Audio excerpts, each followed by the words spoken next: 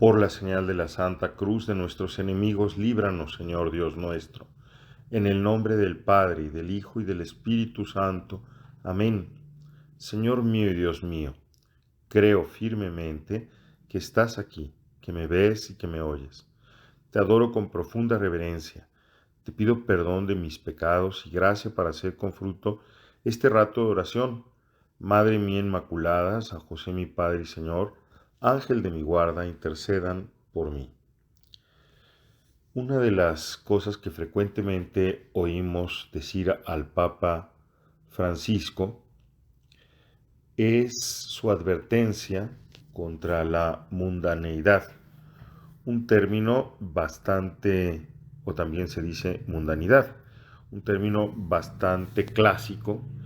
y que puede ser malentendido. En algunas ocasiones se entendió como que el cristiano tenía para vivir santamente, para salvarse, que prácticamente despreciar el mundo. Y una persona que vivía plenamente su secularidad, su condición secular, su estar en el mundo, pues fácilmente podía ser descalificada como mundana. Sin embargo, el día de hoy escuchamos a Santiago, en la primera lectura que se proclama en la liturgia eucarística, que nos habla precisamente de esa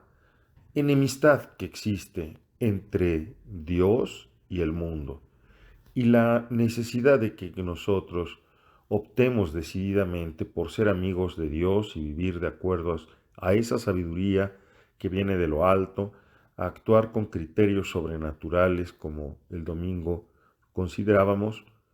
y a no ser mundanos, a no dejarnos arrastrar por las pasiones, dice el texto, desordenadas, por las pasiones que malas, dice concretamente Santiago. Entonces, ¿qué? ¿Amamos al mundo o somos enemigos del mundo? Para salir de esta disyuntiva o de esta dicotomía, tendremos que entender que mundo es una palabra que en la Sagrada Escritura tiene diferentes significados. Mundo no solamente es el ámbito o el ambiente en el que nosotros estamos, esta situación terrena en la cual nosotros nos movemos. Mundo también se refiere en las Sagradas Escrituras, en San Juan, y así es el sentido en el que lo está usando Santiago hoy, a todo aquello que se opone a, a la salvación, que se opone al orden de la redención, al orden de la gracia. Es una vida que está como demasiado apegada a los criterios del aquí y ahora, es decir, de las cosas que se ven, a la búsqueda de un placer inmediato, a la satisfacción también inmediata de las pulsiones que el ser humano tiene y que sabemos que por causa del pecado original se encuentran desordenadas. Y eso es a lo que se le llama pasiones desordenadas o, en este caso, Santiago se ha referido como pasiones malas y pone de ejemplo la ambición desordenada y pone de ejemplo también la envidia que lleva a situaciones muy dramáticas porque él dice que eso es la causa, por ejemplo, de los asesinatos porque se desea algo que no se puede alcanzar y se termina asesinando, ¿no? Y no le falta razón a la raíz de muchos de los crímenes que conocemos, de asaltos, situaciones así, pues está el querer arrebatar lo que no podemos, lo que nos parece que con nuestro trabajo honesto y dedicado y arduo no seremos capaces de conseguir, entonces pretendemos arrebatarlo sin tener en cuenta pues el que tengamos que cargarnos con alguna vida de manera concreta o cometer abusos, que siempre es la misma situación. Yo quiero tener mi casa propia y entonces no me importa pasar por delante de los derechos de los legítimos herederos, por ejemplo, para quedarme con una casa que en realidad no me pertenece. Y como eso, tantas otras situaciones en los negocios, empresarios que no les importa ahogar a los pequeños negocios o hacer una competencia desleal o sobornar para ir por delante, etcétera. Y también nos habla el mismo Santiago de cómo esta envidia, estas pasiones desordenadas pueden llegar a ser la causa o son la causa finalmente de las guerras.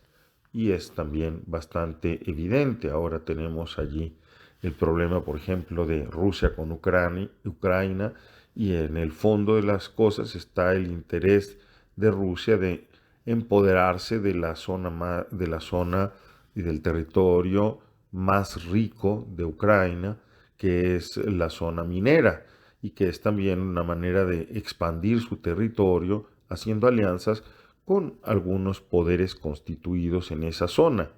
de tal suerte que, una vez más, vemos cómo la palabra sagrada tiene razón. Vamos a recordar también que mundo se usa en otro sentido y se refiere al ámbito de las realidades temporales, que tienen sus propias leyes, que tienen su propia autonomía, y que es el espacio que corresponde especialmente a los fieles cristianos laicos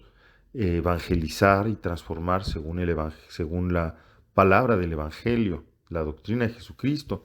Y entonces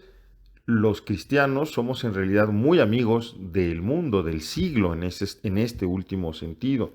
teniendo claro que nosotros, para poder evangelizar el mundo, respetando sus reglas, la autonomía que Dios ha querido para las realidades temporales, respetando esas reglas que Dios puso también en esas realidades temporales y que nosotros tenemos que saber leer a la luz del Evangelio, que eso que acabo de decir, que el criterio para movernos, para vivir en el mundo evangélicamente es ese, el Evangelio de Jesucristo.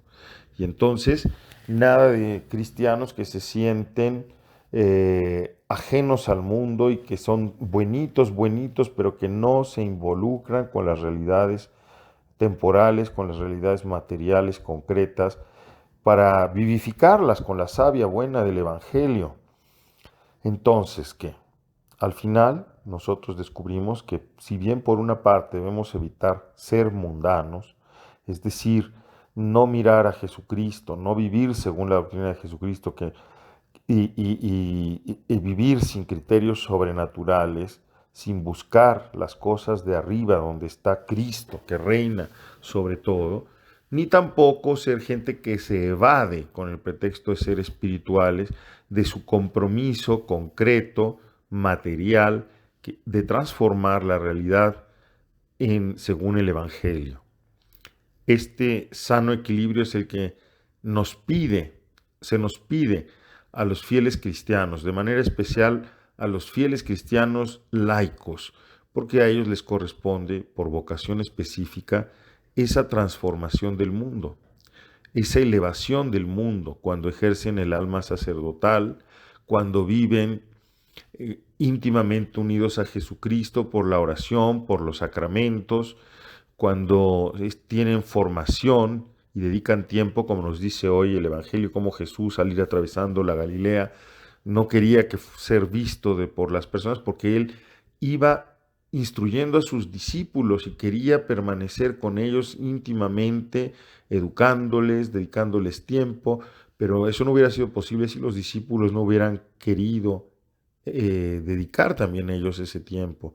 Por eso es que para nosotros que tenemos que transformar el mundo, para nosotros que queremos vivir de acuerdo al Evangelio, allí donde Dios nos ha puesto, es muy importante la formación, dedicar tiempo para ser instruidos por el Señor a través de la iglesia y que de esa manera no caigamos en la otra tentación, la de ser mundanos, la de terminar considerando que la única realidad verdadera es es esta de aquí abajo, es esta donde nosotros, sin tener en cuenta la savia nueva del Evangelio, la luz del Evangelio, vivimos cediendo a criterios del todo pecaminosos muchas veces, porque finalmente son criterios que son guiados por las pasiones malas, por las pasiones desordenadas que nos enemistan con el Señor, porque hacen vana su redención. Santa María, ayúdanos. Como siempre, acudimos a ti para que nos des, para que intercedas por nosotros y nosotros sepamos vivir y dejarnos guiar por el Espíritu Santo de manera que podamos transformar la realidad temporal de acuerdo al Evangelio. Así sea. Te doy gracias, Dios mío, por los buenos propósitos, afectos e inspiraciones que me has comunicado en esta meditación. Te pido ayuda para ponerlos por obra. Madre mía Inmaculada, San José mi Padre y Señor Ángel de mi guarda, intercedan por mí.